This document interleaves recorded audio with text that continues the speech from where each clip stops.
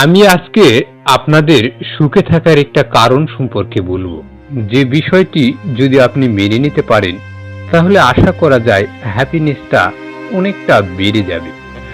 আজকের এই সময়ে টাকা পয়সার অভাব না থাকলেও সুখের অভাব আছে, তা কিন্তু ভালোভাবেই বুঝতে পারা যায়।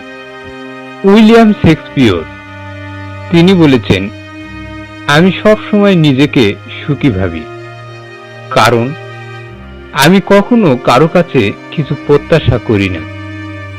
কারো কাছে কিছু প্রত্যাশা করাটা সব সময় দুঃখের কারণ হয়ে দাঁড়ায়। তাই আমাদের প্রতিটি মানুষের নিজে স্বাবলম্বী হওয়া দরকার। অন্যর দিকে না তাকিয়ে থেকে নিজের কুঁড়ো ঘরটাই সেরা মনে করতে হবে। লোকে অনেক কথাই বলবে, কিন্তু লোকের কথায় কি আসে যায়? লোকে তো আর আপনাকে অর্থনৈতিক সিকিউরিটি দেয় না।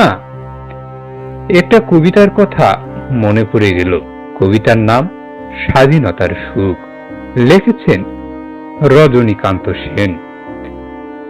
বাবুই পাখিরে ডাকি বলিছে চড়াই, কুঁড়ো ঘরে থেকে করো শিল্পের বড়াই। আমি থাকি মহা সুখে অট্টলিকা পরে, তুমি কত কষ্ট পাও রোদ বৃষ্টি ঝরে। বাবুই হাসিয়া কহে সন্দেহ কি তাই, কষ্ট পায় তবু থাকি নিজের বাসায়। পাকা হোক তবু ভাই পরেরও বাসা,